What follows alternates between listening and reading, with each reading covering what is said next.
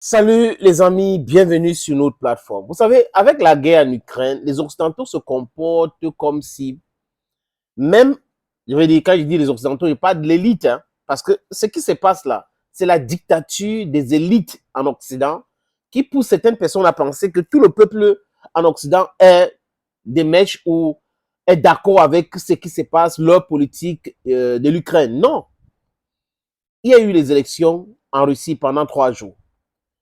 D'habitude, il y a les observateurs internationaux qui arrivent. Je ne parle pas des observateurs internationaux de Transparency International qu'on nous a amenés ici au Cameroun par l'entremise de Moulinex.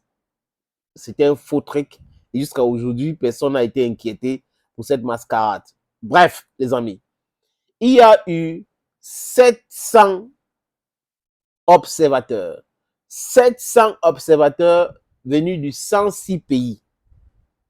106 pays dans le monde. J'ai dit 106 pays dans le monde. C'est important d'insister sur les chiffres. Donc, il y a des députés, des parlementaires qui sont arrivés pour observer les élections en Russie. Les Européens sont venus observer et ils ont dit que, bon, ça va, il n'y avait pas de fraude, il y a des manquements, mais c'est passable. Donc, à peu près 60%. Donc, ça veut dire c'est bon. Il y a certains députés, les amis, en France aujourd'hui, qui ont des problèmes. Ils ont des problèmes. On est en train d'essayer de les exclure de l'Assemblée nationale parce qu'ils sont allés observer les élections ailleurs. Je ne sais pas s'il y a une loi qui interdit à quelqu'un en Europe d'aller observer les élections en Russie. Mais vous voyez que à longueur de journée, ils nous pompent les oreilles avec la démocratie, avec la démocratie, avec la démocratie. Et ils se rendent compte qu'au sein de les institutions, il y a des gens qui ne les suivent pas. Et comme ces gens ne les suivent pas, qu'est-ce qu'il faut faire? Il faut les casser la tête. Il faut les frapper. C'est la dictature. Donc, qui est donc dictateur maintenant? Entre Emmanuel Macron, Joe Biden, Rishi Sunak, vous avez Olaf Scholz, Donald Tusk. Qui est donc un dictateur? Parce qu'au sein même de l'Union européenne, les amis, ceux qui ne sont pas d'accord avec eux de façon ouverte, on a Robert Fico, le nouveau premier ministre slovaque. On a le premier ministre hongrois, Viktor Orban, qui a été élu, plébiscité par le peuple. Mais en Europe, l'establishment européen de Bruxelles et les autres capitales, les amis, disent quoi? Que ce sont des dictateurs. Parce qu'ils ne sont pas d'accord avec les dictats. Donc, les gens qui imposent des choses aux autres et que les autres là ne veulent pas accepter et disent que non, on doit en débattre. Ceux qui demandent le débat, ce sont les dictateurs. Ceux qui refusent le débat sont des prétendus démocrates. C'est incongru et incroyable, les amis. En fait, quand j'ai regardé les médias occidentaux hier, j'ai commencé à s'éclater, dire que ce n'est pas possible. Ce n'est pas du tout possible. Vous avez 700 personnes qui sont arrivées, qui peuvent prouver qu'ils sont allés là-bas de leur propre gré, que ce n'est pas la Russie qui a financé les déplacements. Non, non, non, parce que si la Russie avait financé les déplacements, comme ça s'est passé au Cameroun en 2018, on pouvait comprendre. Mais la Russie n'a pas financé le déplacement d'un seul observateur qui est venu de l'Occident. Ils sont venus de 106 pays, donc en Occident, en Europe, aux États-Unis d'Amérique et les autres continents. Ouais, les amis. Poutine donne le travail aux gens ici. Hey, les Européens.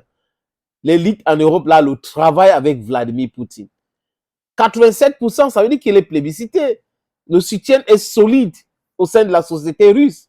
Et les observateurs qui viennent de l'Europe, qui viennent de l'Occident et les autres pays du monde disent clairement que oui, passable 60% comme je l'ai dit. Conséquence, l'Inde, on ne peut pas accuser quand même le premier ministre indien de ne pas être un démocrate. C'est la première démocratie au monde, l'Inde. Donc, Indira Modi a les informations, il a félicité Vladimir Poutine. Donc, on peut dire qu'il y a Lula da Silva au Brésil, qui était, selon les normes occidentales, démocratiquement élu. Lula a félicité le président Vladimir Poutine. Je prends ces deux exemples. Parce que là, si je dis la Chine, les Occidentaux vont dire, oh, ben la Chine est ceci. Si je dis la Corée du Nord, oh, la Corée du Nord est ceci. Si je dis l'Iran, alors que l'Iran, c'est une démocratie. Le président iranienne a été élu. Il n'a pas fait un coup, il n'a pas volé les élections comme ça s'est passé avec Biden aux États-Unis. Il a été élu. Donc, voilà que la majorité du peuple du monde aujourd'hui et les dirigeants du monde entier en Afrique du Sud, on ne peut pas dire que Cyril Ramaphosa c'est un dictateur ou c'est quelqu'un. Non. Donc, si Cyril Ramaphosa félicite le président Poutine pour sa réélection, Indira Modi félicite le président Poutine pour sa réélection, vous avez Lula da Silva qui félicite le président Poutine pour sa réélection, on voit l'agitation de Joe Biden, il n'y avait pas de concurrents. Pour eux, dans leur tête, c'est Navalny.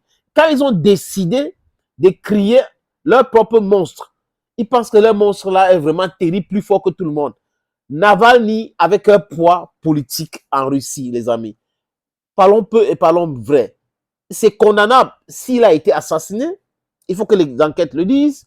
Maintenant, quand on a fini d'évacuer le point que ce n'est pas normal ce qui s'est passé avec lui, mais qui est la cause de sa mort, il faut enquêter pour savoir, parce qu'il ne faut pas pointer du doigt tout de suite comme fait les médias en Occident. Comprenons donc maintenant, les amis, que nos amis en Occident sont toujours dans le non-sens. Toujours dans le non-sens. Le monde entier démontre encore, s'il y avait des gens encore qui en doutaient, qu'ils sont isolés. L'Occident est isolé aujourd'hui. C'est le mot qu'il faut utiliser. Thank you, friends. Thank you for always watching. Thank you again and bye-bye.